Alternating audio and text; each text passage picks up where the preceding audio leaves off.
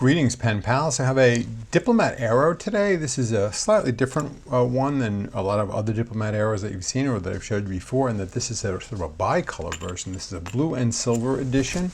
Really like this one. They really did a nice job with contrasting the blue and the silver because they didn't just do a blue cap on a silver body. They actually have the contrasting silver clip and silver finial here, which I think makes it look really kind of nice. Just to contrast it with some other Diplomat Aeros that I have and that I've shown on previous videos. This is a sort of a conventional one in the orange color. These two are both made out of aluminum, same material, both weigh the same, they weigh in at 42 grams. Now, this one is a very different version. This one is a big giant hunk of solid steel with the flame effect, much heavier pen.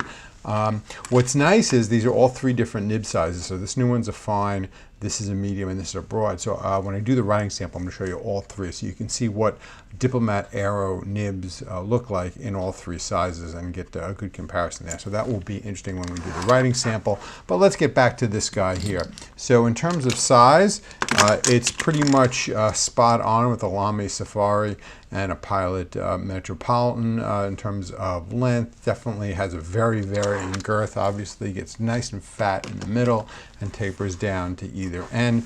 Has this sort of, I guess, Zeppelin-like highly grooved effect on both the cap and the barrel, which really looks nice. On the cap it says Diplomat in all uppercase and Germany in all lowercase. The finial on the top has the Diplomat logo, which is sort of like the ink drop / flower effect, and sort of a plain point on the end. So the finials don't match per se, but they do complement each other well. It is a pull to uncap pen. The clip itself is pretty much the same kind of clip on all the Diplomat Aeros. It's sort of like a matte finish, very nice, very springy clip. Really works. Really works well. Like we said, pull to uncap pen, does post. I personally use this posted. I do think it is quite short unposted, but again, depending on your own personal preference, but it does post quite well. The section is a somewhat smooth metal section, but it's not slippery because it does have a matte finish. This step down here is nothing to speak of, and it does have a groove here, which definitely clicks in with the clutch ring inside the cap, so you get a very satisfying click on this pen. It is a number 6 size nib, which is really super nice. It says Diplomat since 1922, and F for fine, and again has the Diplomat logo. And it has a uninspiring plastic feed, as we said. But again, very nice nib. These are steel, and I will show you all three nibs in the writing sample. As filling mechanism goes, as you can imagine, it is cartridge converter. The converter is included, and obviously this is all metal. We ain't going to be eyedropping this guy anytime soon. Very nice looking pen. Again, the whole Diplomat Aero line I'm a big fan of. I really like the way they look. They do make them in a few different finishes and materials, like I said. This one in particular is one of my absolute favorite pens of all time, just from the overall feel of it, just this big heavy piece of steel, and I love the flame effect on it. Again, this one is sort of it's in the orange color, but it's pretty much the normal run-of-the-mill Diplomat Aero that you kind of see everywhere. And again, this one, because of the two-tone nature of it, is a little bit special, and is the one we're going to be focusing on here today. But that is pretty much it for the parts of this pen. Really nice pen. I just like the overall vibe of it. Like I said, if you like sort of a satisfying click, this definitely has one. But as we always said, pens were meant to write, and I'm sure you want to see how this pen writes, so I'm going to show you that right now. Okay, like we said, what we're writing with here is a Diplomat Aero. And this has a number 6 steel nib in fine. So this writes really, really well. I'd say it's probably slightly above average wetness, has some great flow to it. Again, I think these Diplomat Aero number 6 nibs historically have always written really, really well for me, and I've really been happy with them. So I think this would be a good time. Like I said, I happen to have the number 6 Diplomat Aero nib in both fine, medium, and broad in 3 different pens. So let's check it out, and we can contrast them. Okay, so we'll start with our nib in fine. So like we said, so this is a number 6 steel nib in fine. And this is how it writes in fine. Okay. Let's contrast that now with the medium.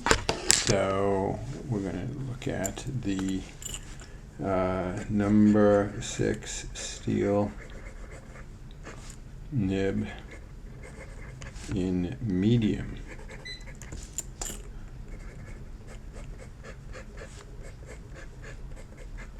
Medium. There we go. And now we'll take a look at it in broad.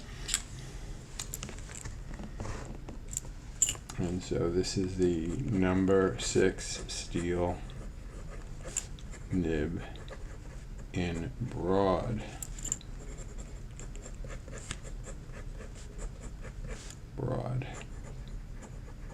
So I think these are accurately named. I think you definitely see a fine to medium, medium to broad. There definitely is a bigger spread between the medium and the broad than there is in the fine to medium, but maybe that's kind of what you'd expect to see. In terms of ink, we'll talk about this ink in a few minutes. This is Monteverde Sapphire.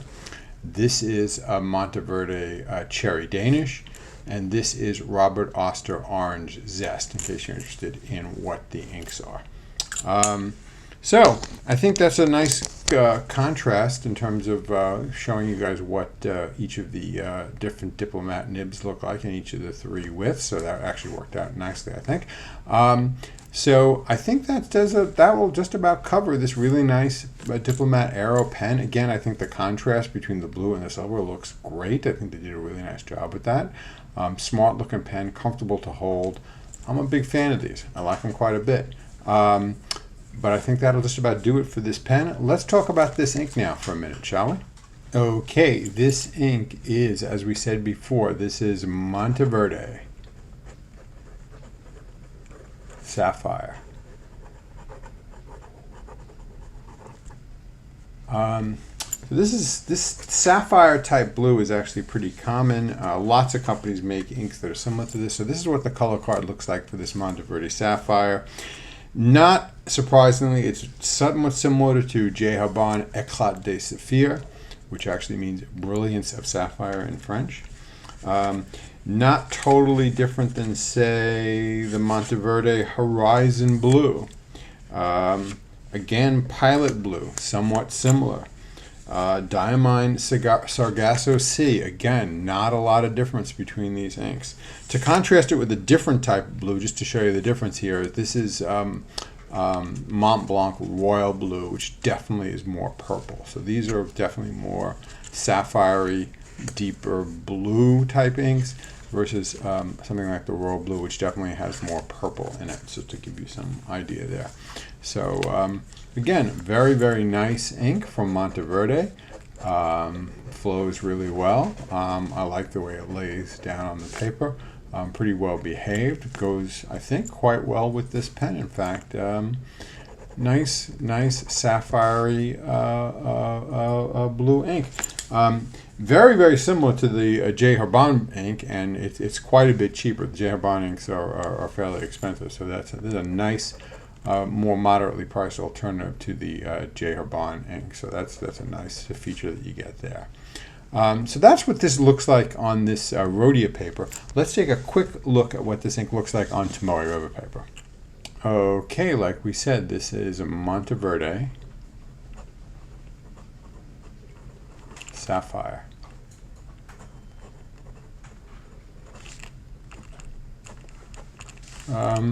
pretty nice. Pretty nice. Again, nice color.